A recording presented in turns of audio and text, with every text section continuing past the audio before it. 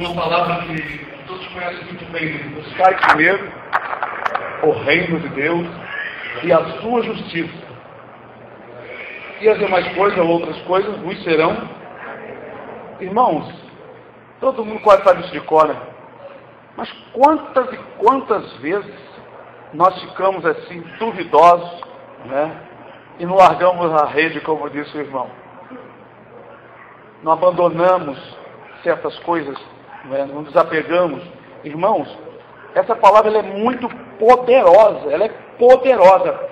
Se o irmão e a irmã fizer isso, exatamente como Jesus falou, meditar e fizer, exatamente, tudo será acrescentado. Você sabe o que é acrescentado?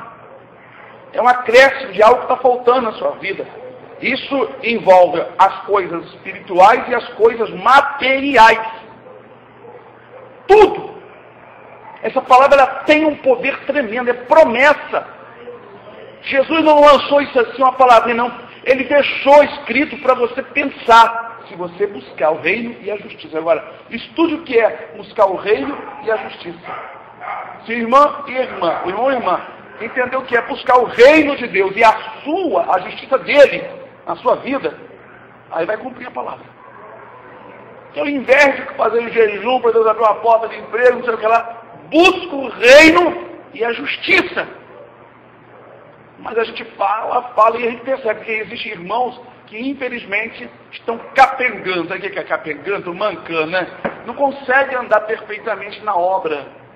E nem usufruir o que Deus tem para dar. Nós não estamos atrás de riquezas materiais. Estamos falando de uma vida amparada pelo Senhor. A partir do momento que nós entregamos todo o nosso ser para a glória dele. Já tem, desde o ano passado, eu tinha trocado o para-choque do carro, então ele veio furado para colocar uma farol vermelha. E acontece que ali no volante tem então os controles. E todos os eletricistas estavam se amarrando para colocar a ligação onde eu queria. No controle, aonde tem seta, onde tem ali o farol, não é? Tudo no comando ali, porque já veio, esse carro tem. E ninguém queria, porque achavam que ia ter muita dificuldade. E aquilo já estava me incomodando. Falei, rapaz, só estou com gente sem fé. Né?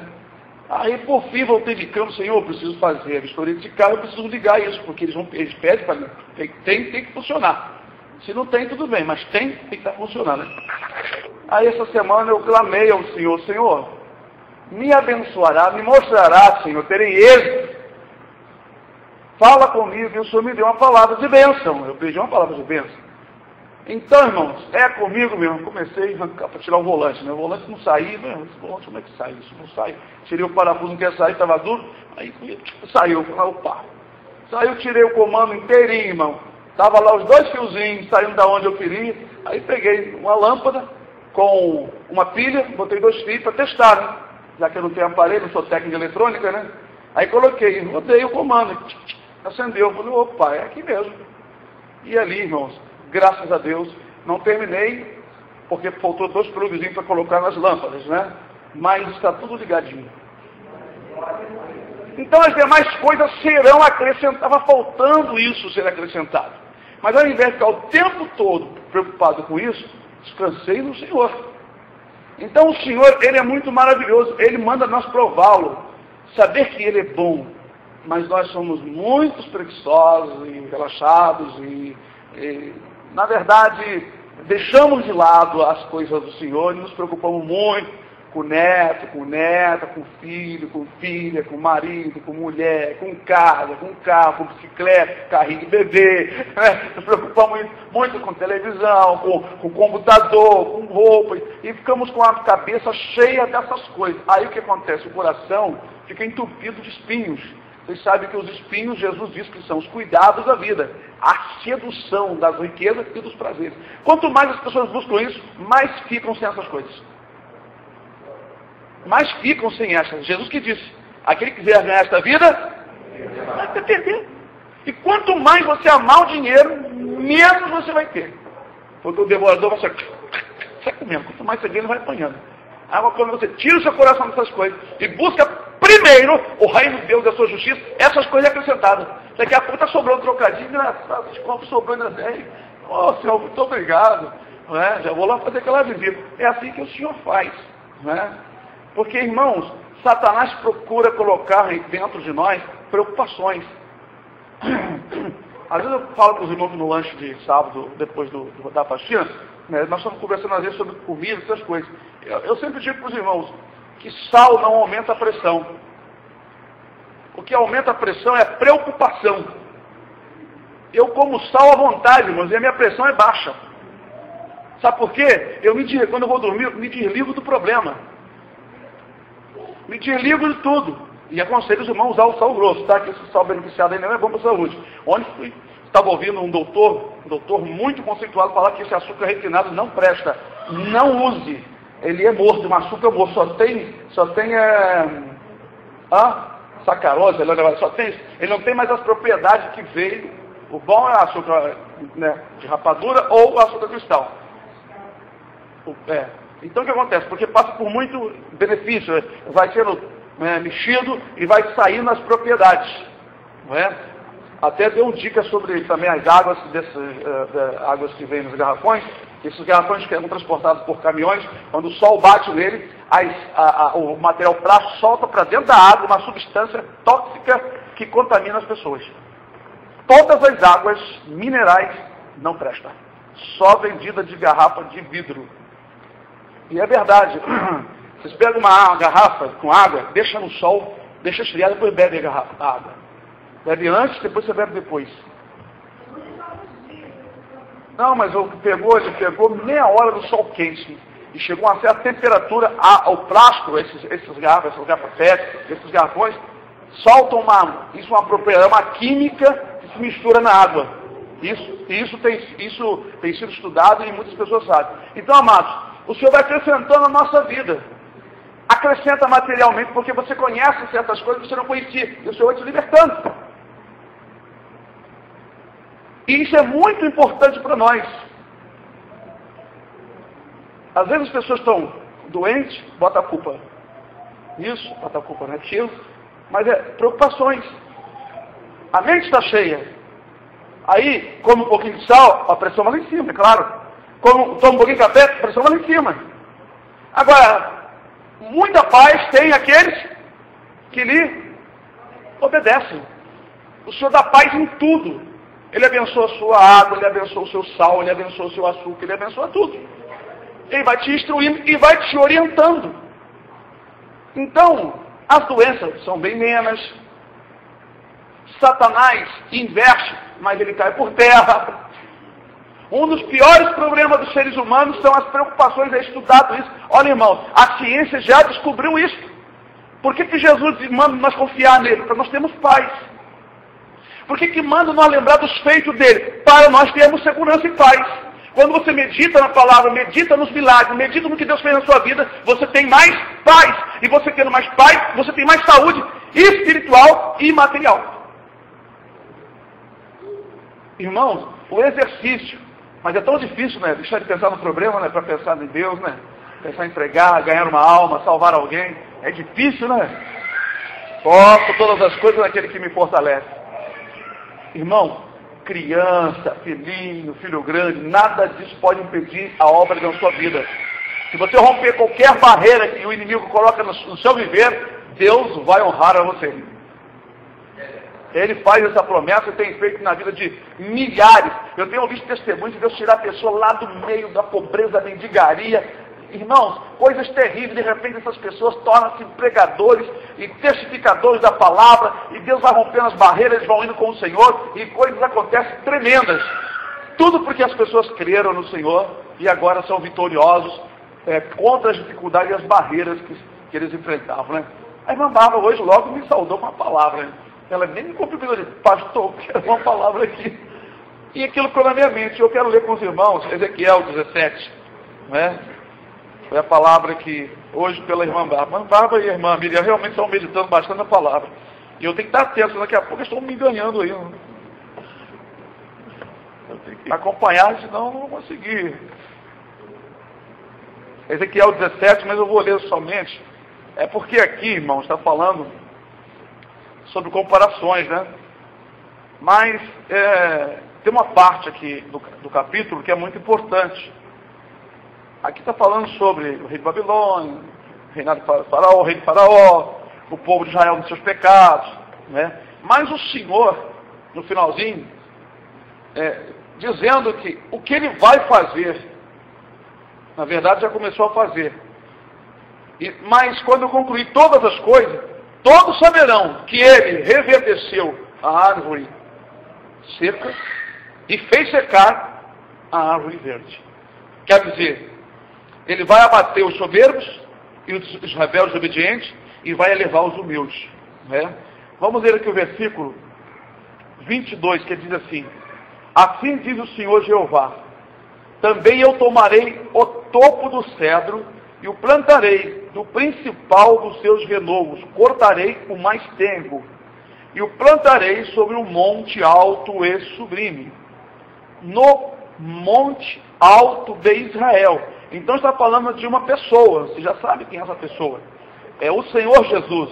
No monte alto de Israel o plantarei, e produzirá ramos, e dará fruto, e se fará um cedro excelente, e habitarão debaixo dele todas as aves de toda sorte de ave, quer dizer, as ovelhas, as almas, e a sombra dos seus ramos habitarão.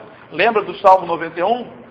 Aquele que habita no esconderijo do Altíssimo, à sombra do Onipotente descansará. Então, quem é o esconderijo do Altíssimo? Cristo é o nosso refúgio. Quem é a sombra que nós vamos descansar? Cristo. Assim saberão todas as árvores do campo. João Batista diz: eis que o machado está à raiz de todas as árvores. A árvore que não produzir fruto será cortada e lançada ao fogo. Não é? Assim saberão todas as árvores do campo que eu, o Senhor, abati. Veja que é obra de Deus, Ele que vai fazer. Abati a árvore alta, Satanás, o diabo. Elevei a árvore baixa, Cristo. Sequei a árvore verde, aparentemente o inimigo e todos os que acompanham.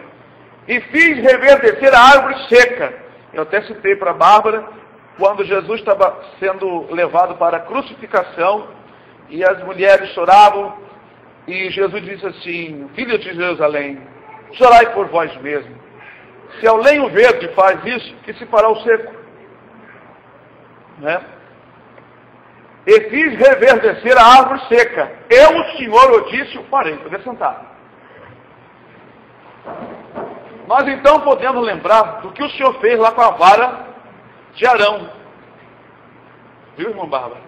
A vara de Arão. O que o Senhor fez com ela? Reverdecer.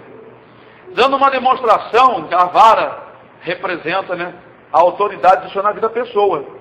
Que a pessoa é como uma vara seca, o lenho seco. Mas o Senhor fez reverdecer, mostrando o poder que Ele tem. Que no final das contas, como diz o profeta, ai de ti, despojador, que não fosse despojado. Acabando tudo de despojar, despojarão a você. É o diabo. Ele é o despojador, o ladrão. Quando ele acabar de roubar tudo, aí ele será roubado. Porque segundo a profecia, ele vai secar. Vocês sabem disso, o diabo lá no lago que arde com fogo e enxofre não terá domínio nem poder nenhum. Lá no inferno é o reino dele. Lá tem os comandos. Mas lá no lago que arde com fogo e enxofre, que é um outro lugar, aonde serão lançados os ímpios, ali os demônios e Satanás serão como qualquer pessoa sem poder, sem autoridade mínima. Diz lá o profeta Isaías no capítulo 14. Tu também adoeceste como nós? Tu te tornaste como um de nós? Esta é a profecia. Então, irmãos, aqui o Senhor falou essa profecia mostrando que aqueles reinados, aqueles reis de Israel eram corruptos. A maioria deles. E o Senhor, ora, trouxe o rei de Babilônia, foi lá, levou um para lá, e o rei de Babilônia instituiu outro, lembra? rei, por exemplo, Joaquim, né? Muitas vezes os reinos daquelas épocas de outras nações dominavam, prendiam os reinos de Judá, o reino de Israel, e construía outra pessoa, de lá mesmo, de Jerusalém. No entanto, eles continuavam na rebeldia. Ao invés de ter um reinado glorioso para glorificar o nome do Senhor, para praticar a justiça, como Davi praticava a justiça, mesmo assim teve problema no lar, mas foi um dos mais agradáveis reis, né, segundo as Escrituras. Então, a vontade de Deus era que houvesse um rei justo. Já que eles não quiseram, o Senhor fez uma promessa, que ele ia tomar o principal do topo dos céus e ia plantar sobre um monte. Até no Salmo 2, uma referenciazinha aqui, eu estava olhando, o Salmo 2, né, ele fala dessa promessa. Aqui no versículo 6, diz assim: eu porém ungi o meu rei sobre o meu santo monte de Sião.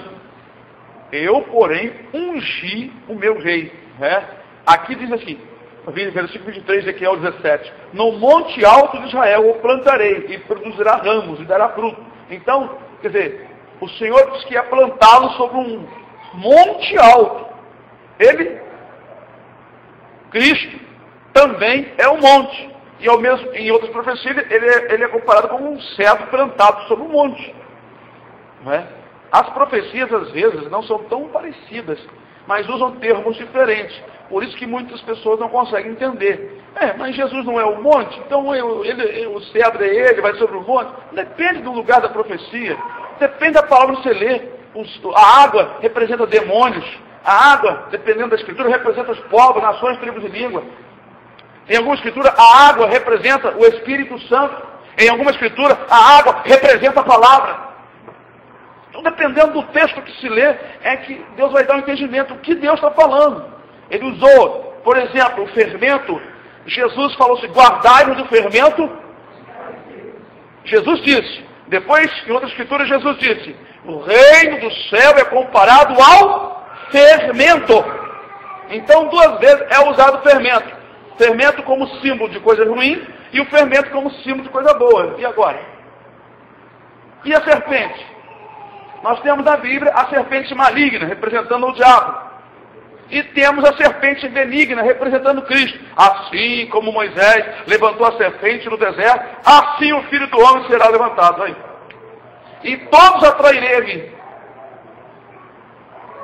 Então o Velho Testamento tem mensagem, tem evangelho. Quando as serpentes carnais, né, mordiam o povo já ia morrendo, e olhavam então para aquela haste, não é? A serpente metal que o Senhor mandou colocar, não era uma idolatria, era uma obediência de olhar. Deus não mandou fazer culto, não mandou acender vela, Deus não mandou fazer musiquinha para aquela serpente, era somente olhar. A obediência era essa. No entanto, algum rei de Israel mais tarde apanharam aquela serpente e já estavam idolatrando, chamavam de Neustã, e estavam prestando culto à serpente. Aí teve um rei que pegou e destruiu, quebrou aquela serpente. Viu só? Então, existem coisas na Bíblia que Deus mandou fazer. Vejam que, por exemplo, dentro do templo de Jerusalém tinha querubins, tinha palmas, tinha 2 querubins, né, aqui perto da porta do véu aqui, né? Asa, 2,5 metros mais ou menos de asa para cá, mais 2 metros aqui, depois mais 2,5 metros da outra asa, depois dava mais ou menos, eles estendiam assim 10 metros mais ou menos. A ponta da asa de um encostava na parede, a ponta da outra asa encostava, e a ponta das asas do meio encostava uma na outra. Assim. Ninguém chegava diante daquele enorme querubim. Oh Deus, ó querubim. Aquilo ali era, Deus mandou colocar nas posições, significando algo do céu. E o povo de Israel não adorava nenhuma daquelas imagens colocadas ali. Hoje as pessoas têm isso como base para fazer imagem de adoração, a memória de Pedro, a memória de João, a memória não sei de quem. Isso é abominação, isso é idolatria, vão para o inferno. Porque entendem de maneira errada. E não foi Deus que mandou colocar dentro desses templos essas imagens. Deus mandou colocar isso só lá em Jerusalém naquela época. A mesma coisa, então, aconteceu com a serpente de metal. O Senhor não deu ordem nenhuma para prestar culto à serpente de metal. Era apenas uma obediência. Olha para ela, você vai ser curado. Por quê? Deus estava deixando uma mensagem naquele ato de a pessoa olhar para a serpente e ser curado da morte. Mostrando que futuramente alguém seria levantado de uma madeira. E todo aquele que voltasse para Jesus seria curado da morte eterna. Então nós vemos também nesse texto aqui, o cedro sendo plantado sobre um monte muito alto. Para mim, este monte muito alto é a glória de toda a terra, é o céu. Porque naquele dia o Senhor será grandioso. Naquele dia o Senhor será exaltado. E todas as nações vão lamentar quando virem Jesus voltando do céu para estabelecer o milênio aqui na terra. A Bíblia diz ali, então aparecerá depois da aflição daqueles dias, depois da grande tribulação, depois da aflição daqueles dias, depois da grande tribulação, aparecerá o sinal do Filho do Homem. A terra está sem luz, não tem hidrelétrica, não tem energia, não tem sol, não tem lua, não tem estrela. Uma escuridão global, total, que nunca a humanidade assistiu. De repente a glória do Senhor vai aparecer no céu. E todo o olho verá, até os que estiverem no inferno vão ver por permissão do Senhor. Enquanto a terra dá o seu giro, todo o olho vai ver, diz lá o profeta Zacarias, capítulo 14. Quando chegar no momento do horário da tarde, para de noite, haverá glória. Só luz no Senhor do céu. Então a terra não terá noite e nem manhã, será um dia conhecido. A Bíblia diz, não será a luz conhecida como a luz do sol, mas será um dia diferente, iluminado com a glória do Senhor, vindo com milhares de seus santos.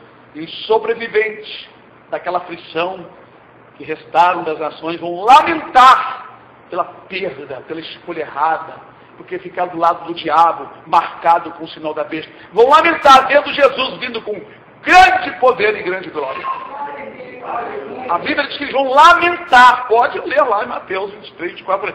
Eles vão lamentar. Então, amados, nesse dia que eles vão saber, mas cumprir esse versículo aqui, 24. Assim saberão todas as árvores, todos os povos, todas as nações, o povo de Deus, judeu, não judeu. Assim saberão todas as árvores do campo. Então foi aqui na terra, que eu, o Senhor, abati a árvore alta, Satanás, e todos aqueles que se exaltaram com ele. Alta, quer dizer, exaltados, Elevei a árvore baixa, os humildes, aqueles que se humilharam, aleluia. Sequei a árvore verde, aqueles que realmente viviam na gordura, no bom e no melhor. E fiz reverdecer a árvore seca. Eu, o Senhor, o disse e o farei. Para nós nessa noite, também, aqueles que esperaram o Senhor se humilharam, Deus vai exaltar. Como está escrito, humilhai-vos debaixo da potente mão de Deus. E a seu tempo, Ele vos exaltará. Ele é que vai levantar o irmão ou irmã. Ele que vai te colocar lá em cima. Ele não busca com sua própria força. Ele é que vai fazer por meios que nós não sabemos. Por meios que nós não sabemos.